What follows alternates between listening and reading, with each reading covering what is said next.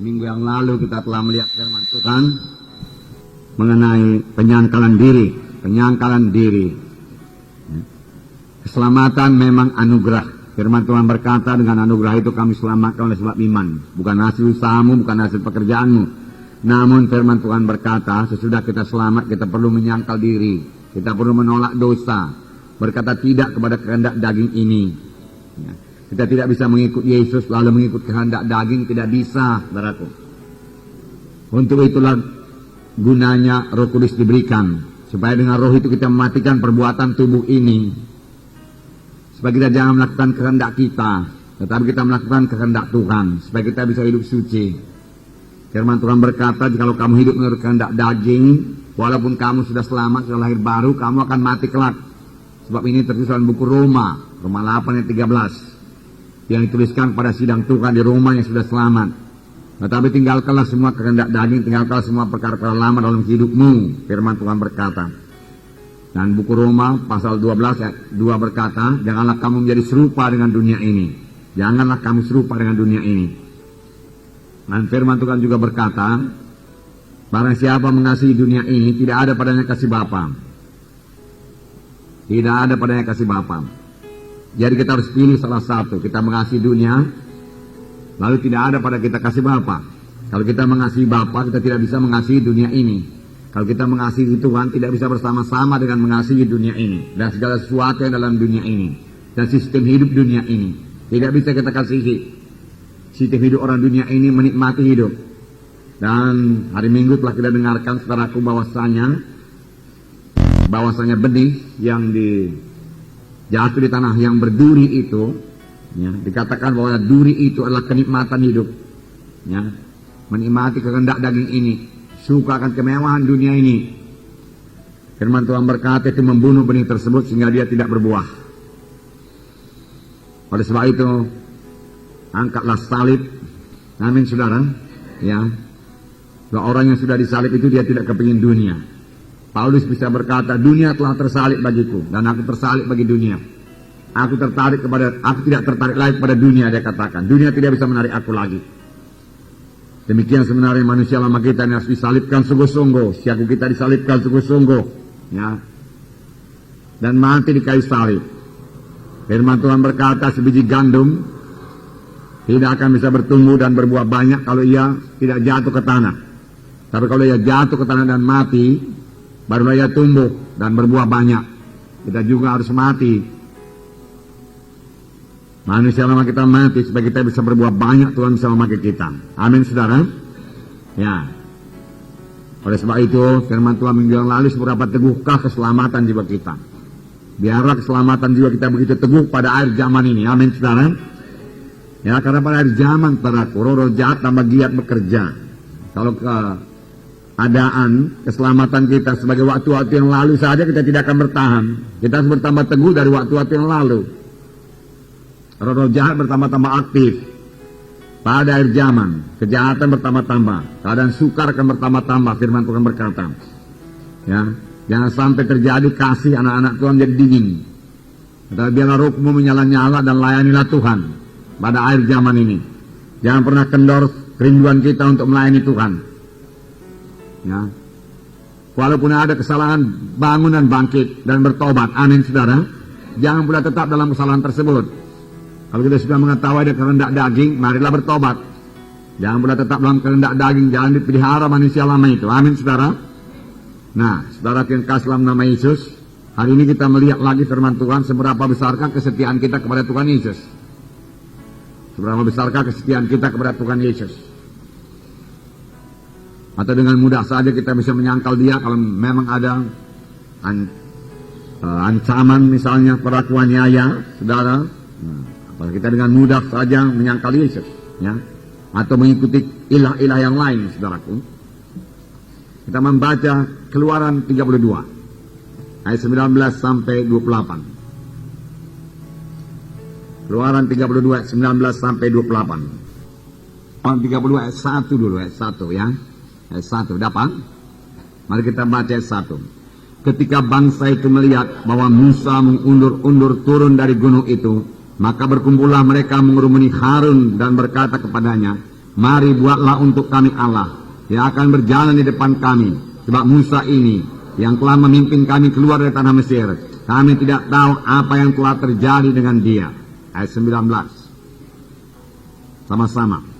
Dan ketika ia dekat ke perkemahan itu, dan melihat anak lembu, dan melihat orang menari-nari, maka bangkitlah amarah Musa.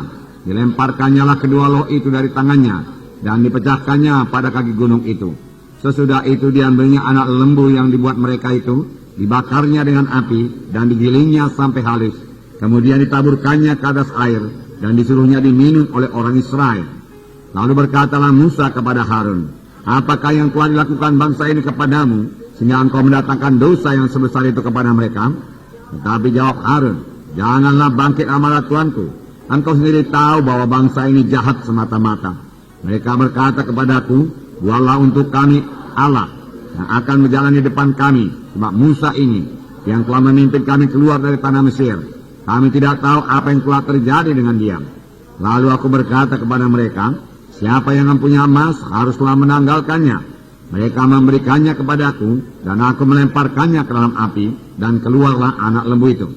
Ketika Musa melihat bahwa bangsa itu seperti kuda terlepas dari kandang, sebab Harun telah melepaskannya, sampai menjadi buah cemooh bagi lawan mereka, maka berdirilah Musa di pintu gerbang perkemahan itu serta berkata, siapa yang memihak kepada Tuhan, datanglah kepadaku.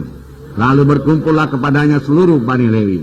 Berkatalah ia kepada mereka, beginilah firman Tuhan Allah Israel, baiklah kamu masing-masing mengikatkan pedangnya pada pinggangnya, dan berjalanlah kian kemari melalui perkemahan itu, dari pintu gerbang ke pintu gerbang, dan biarlah masing-masing membunuh saudaranya dan temannya dan tetangganya.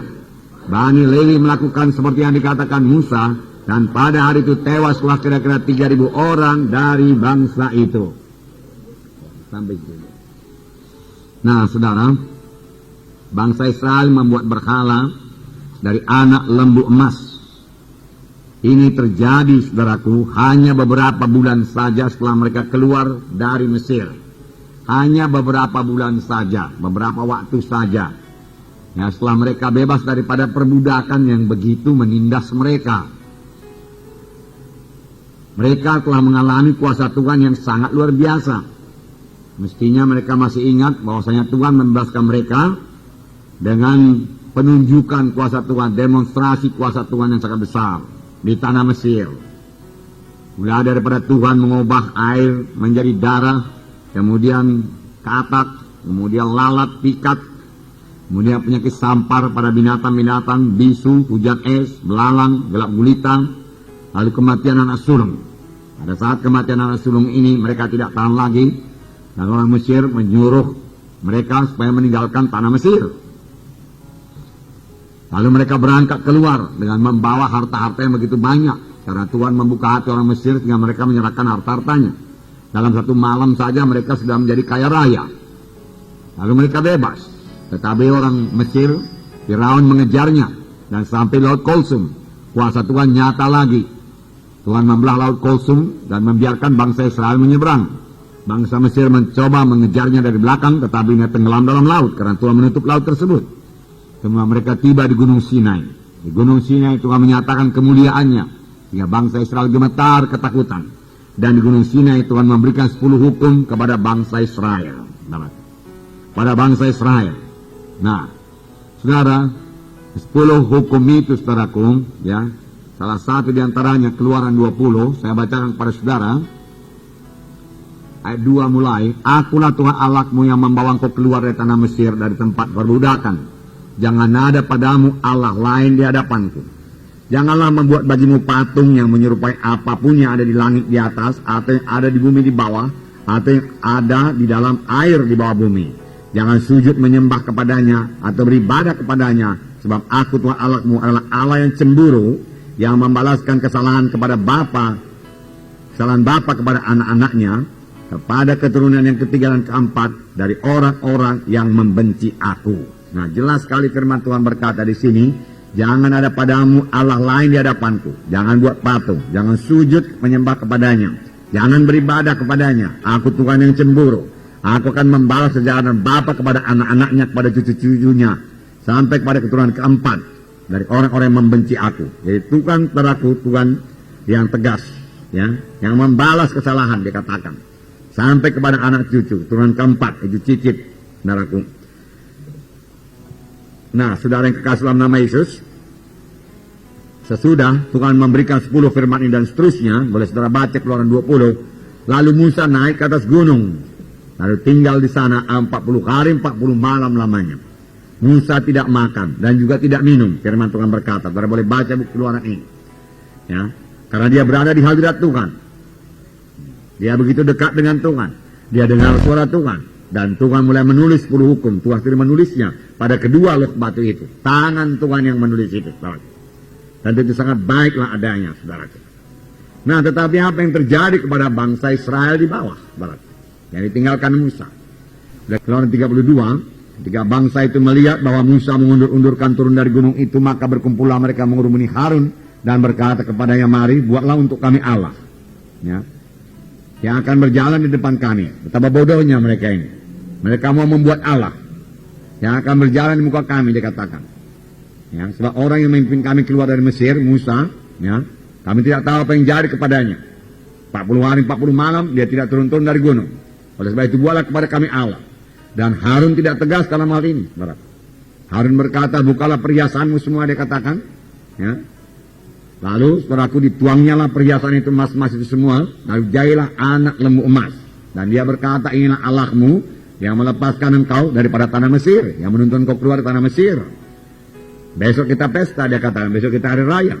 Lalu mereka pesta pora, saudaraku. Pesta pora penyembahan berhala sama dengan pesta pora penyembahan orang Kanani. Ya, disertai dengan segala kenajisan, saudaraku, ya, kedagingan di situ, saudara, ya. Oleh sebab itu Tuhan sangat marah, saudaraku. Dan Tuhan berkata kepada Musa di atas gunung waktu itu, telah kulihat bangsa ini sungguhnya adalah satu bangsa yang tegak tengkuk. Oleh sebab itu biarkan aku, biar kumusnahkan mereka, Tuhan berkata. Nah, begitulah Tuhan, saudaraku, bencinya kepada kuasa kegelapan, ya, kepada Allah yang lain. Karena dia telah memberikan perintah dalam Keluaran 20 lebih dahulu, jangan ada padamu Allah yang lain. Itu hukum yang pertama. Jangan ada padamu berhala yang lain. Jangan ada sembah-sembahan yang lain. Jangan ada percaya yang lain. Baik dalam hal memperoleh berkat, jangan ada percaya yang lain. Baik dalam perlindungan, jangan ada percaya yang lain. Pada jimat kah itu, ya, jangan ada percaya yang lain. Ya, baik dalam hal berkat, Tuhan saja yang memberi berkat, saudaraku. Bukan nenek moyang kita sudah mati memberi berkat. Ya. Jangan ada padamu ilah yang lain. Tuhan tegas sekali dalam hal itu, saudara. Pada aku Allah yang cemburu.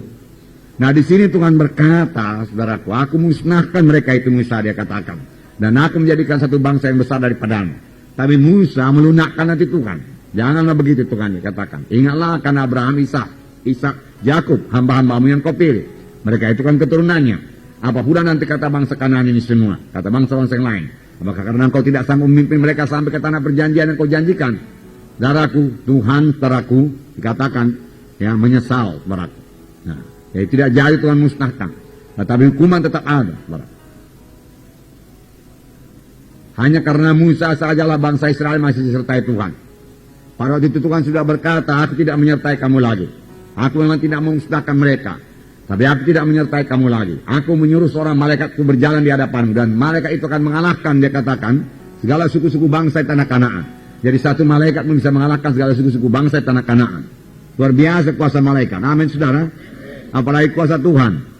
Tetapi Musa berkata, kalau engkau tidak beserta dengan kami, lebih baik kami tidak berangkat. Musa berkata. Dan Tuhan berkata, baiklah. Daripada hari pembalasan aku membalaskannya kepada mereka itu. Oleh sebab itu, saudara, kita hati-hati sekali, saudaraku, dengan terlibat dalam adat-adat kegelapan ini. Amin, saudara. Jangan ada yang terlibat lagi dalam adat-adat kegelapan. Itu sangat kebencian kepada Tuhan. Dan sangat membuka pintu kepada setan, saudara. Dan kalau dibuka pintu kepada setan, setan selalu memanfaatkannya dengan sebaik-baiknya dan dengan secepat-cepatnya. Setan datang hanya untuk mencuri, membunuh, membinasakan. Ya, setan pembunuh, saudaraku, setan pembunuh. Nah, di sini tadi dikatakan, ya, kemudian Tuhan berkata kepada Musa, Musa turun, bangsa itu sudah menyembah berhala. Lalu Musa turun dari gunung. Di tengah jalan Joshua berkata, ada suara seperti sorak-sorak peperangan. Musa berkata, itu bukan sorak peperangan, tapi nyanyian bersaut-sautan. Dan ketika mereka dekat, kita sudah baca tadi, lalu Musa melihat anak lembu emas dan bangsa Israel berpesta pora, ya, dengan segala nafsu kedagingannya di situ. Lalu Musa, saudaraku, begitu marah, saudaraku. Musa bukan tidak bisa mengendalikan kemarahannya, saudaraku. Musa tetap dikuasai oleh Tuhan, saudaraku. Hanya Musa sangat marah kepada dosa, sangat marah kepada dosa, kemarahan yang sangat suci. Ya, sangat marah kepada dosa itu. Sampai 2 lok batu yang diukir oleh Tuhan itu, yang ditulis oleh Tuhan itu, saudaraku, dihancurkannya, saudaraku, dilemparkannya. Dan Musa berkata, saudaraku, ya, bagaimana ini Harun, dia katakan, apa yang lakukan bangsa ini? Harun, saudaraku, menjawab pada Musa, engkau tahu bangsa ini bangsa yang tegar tengkuk, dia katakan. Mereka bertanya, engkau tidak muncul-muncul. Lalu mereka minta Tuhan, minta Allah dibuatkan kepada mereka. Lalu ku minta mereka untuk memberikan kepadaku cincin segala macam barang-barang emas. Lalu ku lempar ke dalam api, jadilah ini lembu emas, dia katakan. Saudaraku, tentu dia mengukir-ukirnya semua di situ, bukan lempar ke dalam api keluar lembu emas, tidak, saudaraku. Ya, kerja sungguh-sungguh dia itu, saudaraku. Ya. Lalu Musa berkata, siapa yang berada di pihak Tuhan, mari kemari. Bani Lewi datang. Nah, saudara yang kekasih dalam nama Yesus, heran juga kepadaku, ya. Mereka secepat itu, saudaraku, berpaling daripada Tuhan. Beberapa waktu yang lalu mereka masih intim dengan Tuhan, memuji Tuhan, bersorak-sorai, Miriam menyanyi-nyanyi, saudaraku, ya. Kemudian, saudaraku, segera, saudaraku, menyembah berhala, saudara. Tuhan sangat marah, saudaraku. Saudaraku, kita anak-anak Tuhan, dipimpin oleh Roh Kudus, saudaraku. Bukan hanya dibebaskan Tuhan daripada perbudakan Mesir, saudaraku, tetapi dibebaskan Tuhan daripada neraka yang kekal, hukuman yang kekal, saudaraku. Ya. Kita bukannya dibebaskan Tuhan daripada kutuk dosa, saudaraku, penyakit, kelemahan, tetapi dibebaskan Tuhan, saudaraku, dari hukuman neraka yang kekal, saudaraku. Maka sebenarnya kita tidak patut disebut anak-anak Tuhan kalau kita masih ikut dalam adat penyembahan berhala. Apakah itu adat penyembahan berhala? Nanti sebentar kita lihat, saudaraku. Seberapa besarkah kesetiaan kita dalam mengikut Tuhan? Bahkan ada firman Tuhan berkata, jikalau seorang mengasihi bapaknya, ibunya lebih daripada aku, ia tidak layak menjadi pengikutku. Tuhan berkata, Tuhan Yesus harus menjadi nomor 1 dalam hidup kita, saudaraku. Amin, saudara. Nah,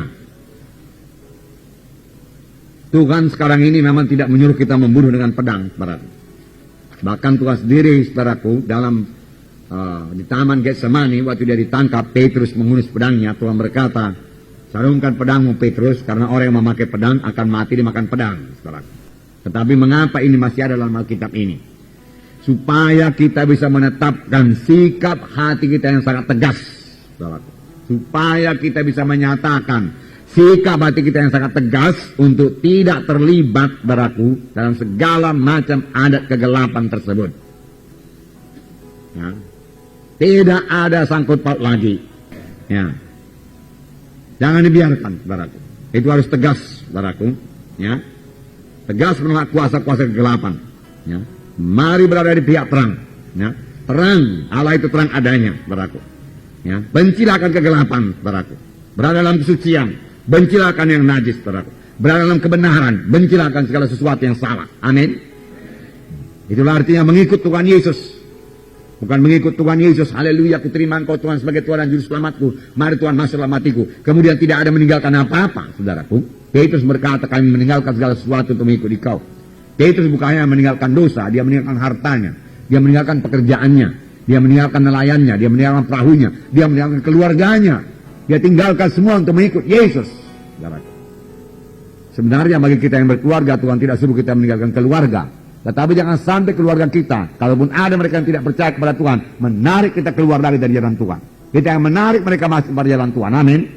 Teguh, saudaraku, dalam Tuhan, saudaraku. Apa yang kita tinggalkan kalau mengikut Tuhan? Dosa apa yang kita tinggalkan? Jangan kembali lagi pada dosa tersebut. Lawan dosa itu.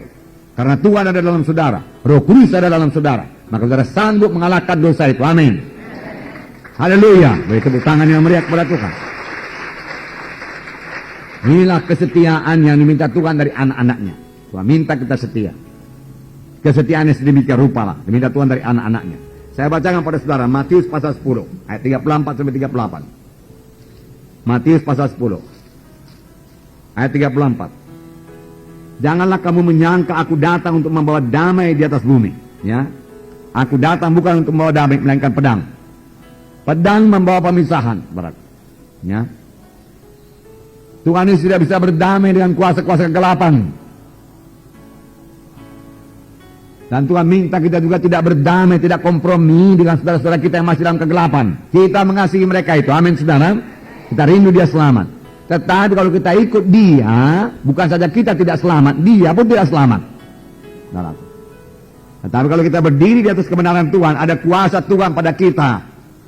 Ya, dan dia melihat satu kehidupan, ya, yang baru ada dalam kita yang tidak dia miliki, saudaraku, kehidupan yang bersekutu indah dengan Tuhan. Maka itu bisa menarik dia kepada Tuhan. Amin. Tegas, saudaraku, tegas. Ya. Kemudian, sebab aku datang untuk memisahkan orang dari ayahnya. Apakah anak dengan bapa kalau sama-sama mengikut Tuhan dipisahkan Tuhan? Tidak. Ya, tidak akan dipisahkan Tuhan, diberkati Tuhan malah, saudaraku. Tetapi kalau sang anak mengikut Tuhan, sang bapa mengikut berhala, Tuhan pisahkan, saudaraku. Tuhan pisahkan, mengikut adat kegelapan, Tuhan pisahkan. Anak perempuan dari ibunya, dipisahkan Tuhan. Karena tidak sama-sama mau mengikut Tuhan. Ya. Satu mau terus memegang berhala. Karena takut-takut kepada famili, takut menyakiti hati famili, ikut-ikut juga cara-cara kegelapan. Ya. Dan barangkali heran, mengapa Bani Israel menyembah Baal dan Asitoret? Saudaraku, mereka intim dengan orang Kanani. Ya, orang Kanaan. Ya. Nah, mereka berteman, saudaraku. Ya. Lalu mereka ikut ala-ala orang Kanaan. Menantu perempuan dari ibu mertuanya dan musuh orang ialah orang-orang seisi rumahnya. Ya. Karena tidak semua terus selamat. Barang siapa mengasihi bapa atau ibunya lebih daripada aku, ia tidak layak bagiku. Lihat lain. Seberapa besar kasih kita kepada Tuhan. Kasih yang bagaimana ini dikehendaki Tuhan. Manaku. Apakah kasih hanya cukup mengatakan kepada Tuhan, aku mengasihi engkau Yesus, aku mengasihi engkau Yesus. Saya percaya tidak cukup demikian. Harus disertai dengan tindakan.